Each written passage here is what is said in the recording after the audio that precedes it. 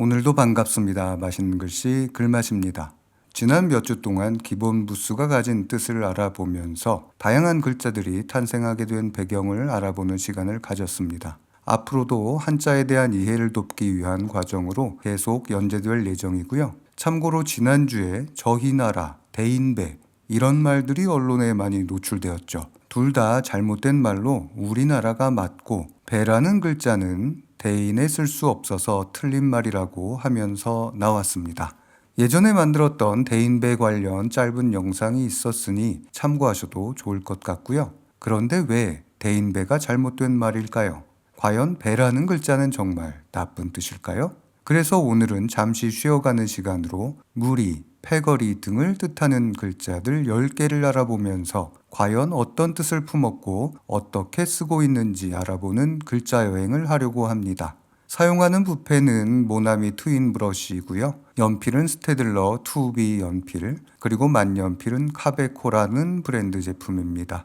영상 제목 더보기 클릭하시면 해당 제품 링크 연결되어 있으니 구매하실 분들은 참고하시길 바랍니다. 그럼 오늘의 글자 여행 시작합니다. 우선 첫 번째 글자는 이렇습니다. 이렇게 태양을 그린 모양 아래에 사람 셋이 모였습니다. 아마도 옛날 사람들은 셋이면 굉장히 많은 사람들을 의미했던 것 같아요. 이랬던 글자는 후대에 이렇게 변하면서 지금의 자형이 되었는데요. 해가 뜨면 여럿이 나가서 일하는 모습을 그린 글자로 우린 이걸 무리, 중이라고 부릅니다. 큰 대를 앞에 붙여서 대중이라는 말을 쓰죠. 그리고 백성, 민을 앞에 붙이면 민중이 됩니다. 대중과 민중은 엄밀히 다른 뜻입니다. 대중은 여러 명을 뜻하는 일반적 다수를 뜻하지만 민중의 민은 피지배층을 뜻하기에 민중이라고 하면 서민층을 의미하게 됩니다. 한편 군중이라는 말도 있죠. 두 번째 글자는 보면서 얘기하겠습니다. 두 번째 글자는 이렇게 생겼습니다. 위에 쓴 모양은 임금을 뜻하고 아래에 쓴 모양은 양을 뜻합니다. 그러면서 시간이 변해 위에 있는 임금 군, 그리고 아래에 있는 양이 되었다가 지금의 자형은 가로로 배치되면서 이렇게 변했습니다. 양들은 무리를 지어 떼를 지어 다니는 걸 다들 아실 겁니다. 임금 아래에 많은 사람들이 모인 걸 뜻하는 글자예요. 그래서 우린 지금 이걸 무리군이라고 부릅니다. 모여있는 양떼를 떠올리시면 기억하기 쉽습니다. 그래서 방금 나온 무리중을 붙이면 군중이 되죠. 군중은 한 곳에 모인 많은 사람을 뜻합니다. 그냥 모인 게 아니라 뜻을 가지고 있는 어떤 특정 장소에 모인 게 군이에요. 임금 아래에 모인 겁니다. 그래서 시위를 하는 무리는 대중, 민중이 아니라 특정 장소에 모여서 시위, 군중이라고 하는 겁니다. 그리고 새 추 아래에 나무 목이 붙어서 새가 나무에 모인 뜻을 가진 모일 집을 뒤에 붙여주면 군집이 되죠. 여러 개체군들이 모여 있는 걸 군집이라고 합니다. 이건 사람뿐만 아니라 높은 건물이나 다른 생물 등에 모두 쓸 수 있는 말이죠. 이제 세 번째 글자 보겠습니다. 거꾸로 그려진 사람이 하나 있고요. 이 옆에는 계단 같은 모양이 이렇게 그려져 있었어요. 이건 나중에 좌우가 바뀌고 사람은 돼지 씨의 모양으로 바뀌면서 지금의 자형은 이렇게 변했습니다. 언덕에 오르는 사람을 뜻하는 글자였는데 옛날에는 돼지 씨가 무리, 떼를 뜻했기 때문에 이 글자는 무리대라는 글자가 되었어요. 오른다는 뜻은 지금 남아있지 않지만 이 아래에 흙, 토를 붙인 글자를 우리는 떨어질 추라고 하면서 추하게 쓰고 있답니다. 아주 살짝 남아있죠? 앞에 설명한 무리중과 무리군은 모여있는 형상을 뜻한 글자라면 이 무리대는 조직적이거나 잘 정렬된 집단을 뜻합니다. 그래서 나누는 뜻을 가진 부를 붙여서 군대 조직의 단위인 부대에 쓰고 세로로 늘어질 종, 세로종을 앞에 붙이면 종대가 되어서 세로로 길게 줄지어선 대열이 되는 것이죠. 물론 군대를 포함한 귀신 잡는 해병대에도 쓰고 있는데요. 조직적인 무리에만 쓰고 있습니다. 이제 네 번째 글자 보겠습니다. 갑골문에서는 이런 모양인데 뭔지 잘 모르시겠죠. 그럼 전서에서 보이는 이건 어떻습니까? 네, 물줄기를 그린 글자로 지금의 자형은 이런 모양이 되었어요. 글자라고 하지만 원래는 정말 그림이었습니다. 갈라진 물줄기를 뜻하는 글자예요. 그래서 우리는 이걸 물줄기, 물갈래, 갈래, 파라고 부르고 있습니다. 갈래는 나누어 뭉쳐진 뜻으로 파생되어서 갈래가 하나의 무리를 뜻하게 됩니다. 그래서 갈래, 파는 무슨 파 할 때 쓰는데요. 예전에 조폭무리들이 많이 썼기 때문에 나쁜 뜻이라고 생각할 수 있는데 절대 그렇지 않습니다. 파는 주로 사상과 문화사조를 구분할 때 씁니다. 사상에서는 강경파, 보수파, 그리고 미술사조에서는 인상파, 야수파 이렇죠. 또한 학계에서 쓰는 무슨 학파가 있고 종교계에서 쓰는 종파가 있답니다. 정말 다양하게 쓰고 있는 글자예요. 한편 이 글자는 나뉘어 갈라진 뜻에서 업무의 분배 등의 뜻으로 파생되는데요. 그래서 업무를 배정한다는 뜻에서 파견하면 업무상 어디로 보내는 뜻이 되고요. 특별 업무를 배정하는 건 특파죠. 그래서 특파원에 쓰고 있습니다. 자, 이제 5번째 글자 보겠습니다. 이건 정말 자주 쓰면서도 어렵게 생긴 글자예요. 옛 글자는 이랬습니다. 그리고 시간이 지나 변하면서 위는 숭상할 상이 되고 아래는 거물 흙이 되었는데요. 숭상상은 아직 아니다라는 뜻도 가집니다. 그래서 그랬는지 원래 이 글자는 선명하지 않다는 뜻이었다가 거물 흙이 있어서 어둡다, 밝지 않다는 뜻으로 변합니다. 그리고는 사적인 이익을 위해 모인 무리를 뜻하게 됩니다. 최소한 2500년 전 공자시대에는 그랬어요. 논어의 한 구절을 보면 이렇습니다. 군자 군이 부당, 소인 당이 불군이라고 하죠. 아까 배운 글자 나왔죠? 무리 군인데 제가 이 글자는 임금 아래에 뭉친 거라고 했죠.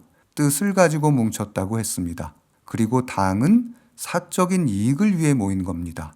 그래서 이 말을 풀어보면 군자는 무리짓되 사적인 이익을 도모하지 않고 소인은 사적인 이익을 위해 모였을 뿐 뜻을 품지 않는다. 이렇게 되는 겁니다. 그래서 방금 설명한 갈래 파와 만나면 당파가 되는데요. 조선시대 붕당 정치하면 쌍으로 나오는 말이죠. 여기서 붕도 엄밀히 따지면 무리, 때를 뜻합니다.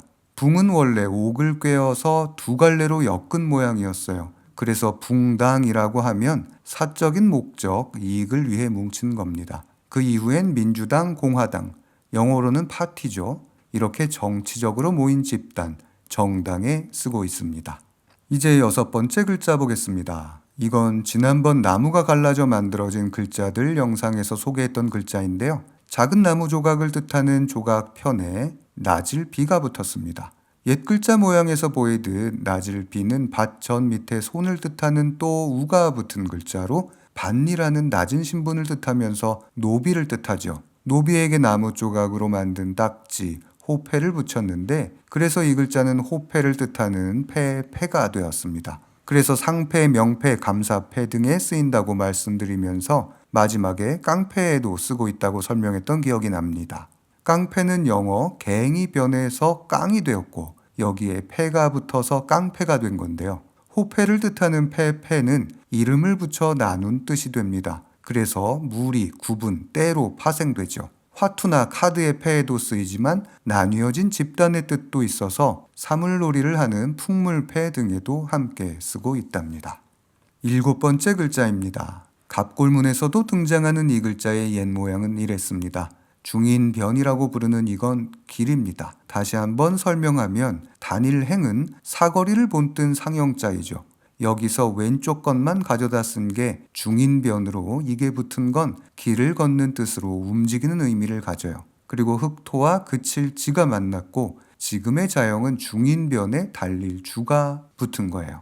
흙길을 걷는 뜻이죠. 움직이는 뜻입니다. 그래서 도보라고 하면 그대로 길을 걷는 뜻이 됩니다. 그런데 말입니다. 길을 걷는 건 어쩌면 수행의 과정입니다. 그리고 그런 수행의 길을 걷기 위해 이런저런 사람들이 모였어요. 그래서 이 글자는 어떤 목적을 달성하기 위해 힘든 과정을 이겨내기 위해 모인 사람들을 뜻합니다. 그러다 보니 종교적 의미로 쓰이는데요. 기독교도 그리고 불교도 천주교도 하면서 교도에 쓰고 있고 제자라는 뜻으로도 쓰여서 문도 그리고 명을 받은 제자라는 뜻의 사도 바울할 때 사도에도 씁니다. 물론 그냥 무리들을 뜻하기도 해서 폭동을 일으키는 폭도 등에도 쓰고 있습니다. 이제 8번째 글자입니다. 어쩌면 오늘 영상의 주인공일 수도 있습니다. 이렇게 생겼죠. 위에는 안일 비가 있고 아래에는 술의 거인데 이건 원래 마차 100대를 부르는 단위였습니다.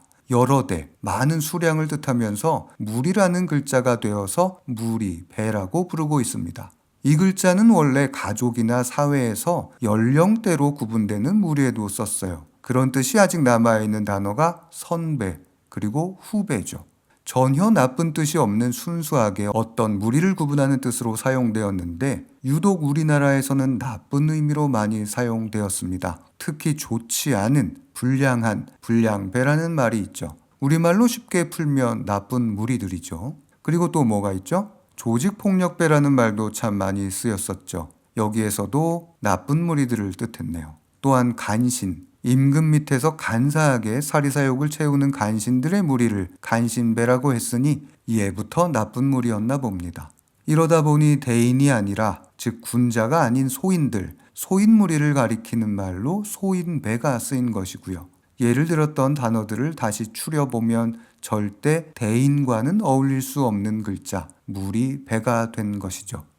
9번째 글자입니다. 문이 있죠. 그리고 이 안에는 사람이 창을 들고 있는 뜻을 가진 칠벌이 있어요. 여기서 칠벌은 전쟁에서 승리하고 돌아온 사람을 의미합니다. 승전을 알리면서 문으로 들어온 모습을 그린 글자가 바로 이거예요. 원래는 공로를 뜻하는 글자였는데 공을 세운 집안, 가문의 뜻으로 확장이 됩니다. 그리고는 지위가 높은 가문, 특권을 가진 지배층을 뜻하는 말이 되어서 지금은 문벌벌이라는 글자가 되었죠. 문벌이라고 하면 좀 어색한데 문벌 귀족이라고 하면 역사 시간에 배운 기억이 있을 겁니다. 봉건 시대를 대표하는 글자 중 하나인데 지금도 참 많이 쓰고 있죠. 재벌. 돈을 뜻하는 재물, 재를 앞에 붙이면 재벌이 되고요. 앞에서 나왔던 갈래 파를 또 이렇게 붙여주면 파벌이 됩니다. 파벌은 이념적 이해관계를 갖고 배타적으로 모인 사람들의 무리죠. 그리고 이 앞에 배울 학을 붙여볼까요? 그럼 학벌이 됩니다. 여기서 학벌은 무리가 아닌 것 같지만 학벌의 원래 뜻은 같은 학교를 나온 사람들끼리 만든 파벌이 학벌입니다. 이렇게 전승의 공로를 인정받아 대물림하는 문벌, 벌을 알아봤습니다. 이제 마지막 글자입니다. 이 글자를 무리에 넣어도 될까 고민했는데 이렇습니다. 우선 지금 우리가 쓰는 자형은 이렇습니다. 그런데 원래 모양은 좀 더 복잡한 모양의 이런 자형, 여기에 수건 건이 아니라 비단 백이었는데 지금은 이렇게 쓰고 있으니까 참고하시길 바랄게요. 이건 흙에 나무를 심어 담을 쌓는 뜻, 막는다는 뜻을 가진 막을 봉할 봉 밑에 수건 건이 붙었어요. 여기서 수건은 원래 비단이라고 말씀드렸죠. 이걸 풀어 해석해보면 실로 꿰매고 비단을 붙인 겁니다. 옷을 만들고 비단 장식을 한 거예요. 옷에 장식을 한 건 옷을 멋있게 하기 위해서 도운 거죠. 그래서 이 글자가 바로 도울방입니다. 자주 안 쓰는 것 같은데 좀 좋지 않은 뜻으로 쓰고 있습니다. 도울방에 도울조를 붙이면 방조가 됩니다. 이게 원래는 돕는다는 뜻인데 우리말에서 방조라고 하면 아무것도 안 하고 놔두는 의미, 방치하는, 그리고 방관하는 뜻을 가집니다. 참고로 방치의 방은 놓을 방이고요. 방관의 방은 곁방이니까 헷갈리지 마세요. 그럼 도울방이 왜 무리와 관련이 있느냐고 물으실 수 있는데요. 이게 끼리끼리 돕는 뜻도 가집니다. 중국에서는 상하이방 하면서 특정 지역 출신의 이익 집단에 쓰기도 했고 우리나라는 예전에 문고리 3인방 하면서 권력을 남용하는 집단에 쓰기도 했죠. 그런 뜻에서 도울방은 돕는다는 긍정적인 원래의 뜻에서 벗어나서 폐쇄적이고 부정적인 집단이라는 뜻으로 쓰이고 있답니다. 오늘은 어떠셨나요? 무리, 집단을 뜻하는 10개의 한자를 알아봤는데요. 참 다양한 글자들이 있죠. 그만큼 속에 품은 뜻도 다르기 때문인데요. 쓸모라고 하긴 그렇고 이런 속뜻을 알면 필요한 단어를 잘 골라서 쓸 수 있는 장점이 있습니다. 모쪼록 도움이 되었길 바라고요. 저는 또 다음 영상 준비해서 다시 찾아오겠습니다. 봐주셔서 고맙습니다. 맛있는 글씨 글맛입니다.